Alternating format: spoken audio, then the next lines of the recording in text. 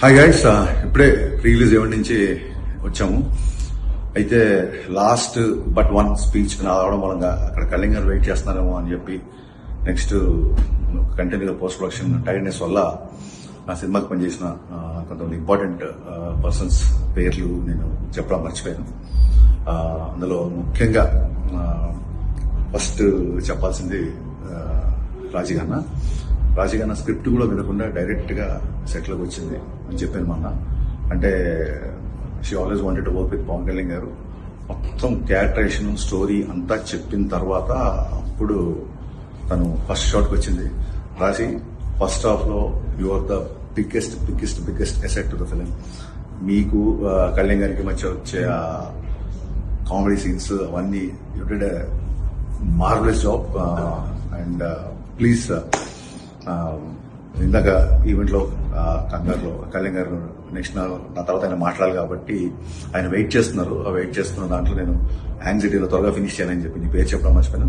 Thank you Raji, thank you so much. అలాగే మా teaser cut చేసిన బాబ్జీ అండ్ రవి గైస్, ఇవాళ ట్రైలర్ ఏ రేంజ్లో వెళ్ళిందో నాకు తెలుసు. మీకు నేను అక్కడ స్టేజ్ మీద మీ పేరు చెప్తాం అనుకున్నా, మీ పేరు కూడా మర్చిపోయాను. ఇకపోతే లాస్ట్ బట్ నాట్ లీస్ట్ మా బావ తమన్.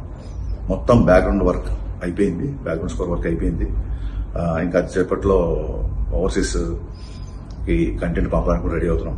బావా, నీకు ఎన్ని థ్యాంక్స్ చెప్పినా తక్కువే నిజంగా. ఇదే కళ్యాణ్ గారు కూడా చెప్పాను, కళ్యాణ్ గారు నీ గురించి మాట్లాడారు. థ్యాంక్స్ అనేది చాలా చిన్న పదం అవుతుంది బాబా. నేను ఎలాంటి పరిస్థితుల్లో నీ దగ్గరకు వచ్చా నీకు తెలుసు.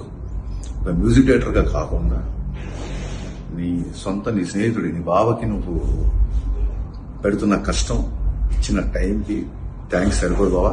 2 చేతులెత్తి నీకు నేను నిజంగా మనస్ఫూర్తిగా కృతజ్ఞతలు చెప్పుకుంటున్నాను. గైస్, తమన్స్ బీజిఎం అంటే ఏంటో, ఎస్పెషల్లీ అది పవన్ కళ్యాణ్ గారికి కొట్టినప్పుడు ఎలా ఉంటుందో మీకు ఆల్రెడీ తెలుసు. ఈసారి తమన్ చేసే రచ్చ మామూలుగా ఉండదు.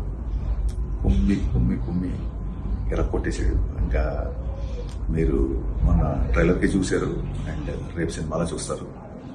నేను ఎంత అంటే తమన్ దగ్గరకు వచ్చిన తర్వాత నా కాన్ఫిడెన్స్ డబుల్ అయిపోయిందని చెప్పొచ్చు. తమన్ మ్యూజిక్ గురించి మాటల్లో కాకుండా రేపు ఆ సౌండ్, ఆ రీసౌండ్ అన్ని మీరు వింటారు. Love you Baba. You once again prove what a friend means to you.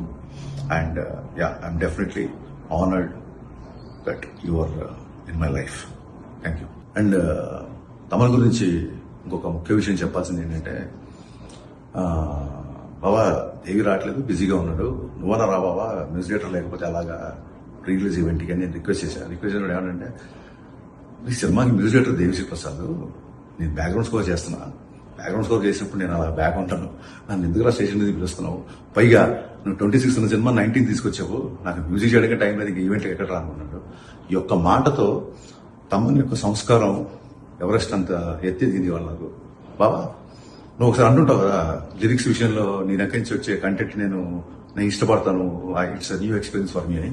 ఇవాళ బాబా నీ సంస్కారం నుంచి, నీ మాట నుంచి, నీ బిహేవియర్ నుంచి నేను కూడా చాలా నేర్చుకుంటున్నాను. హ్యాట్స్ ఆఫ్ బాబా.